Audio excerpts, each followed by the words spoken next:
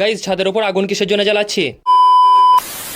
তো চলো গাইজ কেসটাকে তোমাদেরকে প্রথম থেকেই বলি। আসলে গাইজ ড্রাগন গাছের সাইডে যে মানে লাঠিগুলো দেখতে পাচ্ছ, এগুলোকে আমি চেঞ্জ করেছি, সেটা তোমাদেরকে দেখানো হয়নি, সেই জন্যই মানে ড্রাগন গাছের লাঠিগুলোকে চেঞ্জ করার পর তোমাদেরকে মানে এরকম ভাবে দেখাতে হচ্ছে। আসলে গাইজ তোমরা তো অনেকেই জানো যে আমাদের এদিকে মোটামুটি একটানা 20 দিন বৃষ্টি হচ্ছে, সেই জন্যই মানে তোমাদেরকে ড্রাগন গাছের লাঠিগুলোকে চেঞ্জ করার সময় ভিডিও করে দেখাতে পারি। যাই হোক গাইজ সেসব এখন বাদ দাও। এখন দেখো এদিকে কমলা লেবু চারা গাছটা, এটা মানে ঠিক কতদিনে ফল ধরতে পারে বলে তোমাদের মনে হচ্ছে? তোমরা যদি কেউ জেনে থাকো অবশ্যই যেন কমেন্ট করে জানিও। চলো গাইজ অনেকক্ষণ থেকে তো মানে আমার গাছগুলোকে দেখলে, এবার একটু আমার এক্সপেরিমেন্টটাকেও দেখো। আমার এক্সপেরিমেন্টের জন্য প্রয়োজন হবে একটা মোমবাতি, একটা ডেসলাই কাঠি আর একটা লেবুর খোসা। দেখো গাইজ তাড়াতাড়ি এখন আমার চ্যানেলটাকে সাবস্ক্রাইব করো, না হলে কিন্তু এই যে ডেসলাই কাঠিটা দেখছো এটা ঠিক মানে মোমবাতি থেকে জ্বালাতে পারছে না। গাইজ আমি তো জানি যে তোমরা অনেকেই সাবস্ক্রাইব করবে, সেজন্য দেখো মোমবাতিটা ঠিক কত সুন্দরভাবে মানে জ্বলে দাঁড়িয়ে আছে। চলো গাইজ আর বেশি দেরি না করে তাড়াতাড়ি এখন আসলে এক্সপেরিমেন্টটাকে চালু করা যায়। গাইজ তোমরা তখন দেখতেই পাচ্ছ মানে মোমবাতির আগুনের সাইডে এই যে লেবুর খোসার রসটাকে দেখছো, এটাকে এরকম ভাবে দেওয়ার পর ঠিক কত সুন্দরভাবে একটা ফায়ারিং টাইপের আগুন হচ্ছে। আমি জানি গাইজ তোমাদেরকে মানে সাবস্ক্রাইব করতে বলেছি বলে তোমরা শুধুমাত্র সাবস্ক্রাইব করেছো, কেউ লাইক করোনি, সেই জন্যই মানে আগুনটা আবার দেখো কিরকম ভাবে নিভে যাচ্ছে। গাইজ আর বেশি দেরি না করে তাড়াতাড়ি এখন ভিডিওটা একটা লাইক করে দাও। গাইজ তোমরা কি এই ফায়ারিং টাইপের আগুনের ভিডিওটা মানে রাত্রের দিকে দেখতে চাও? তাহলে যেন আমাকে অবশ্যই কমেন্ট করে জানিও। আর এটাই হচ্ছে আমার এক্সপেরিমেন্ট প্লাস ব্লগ।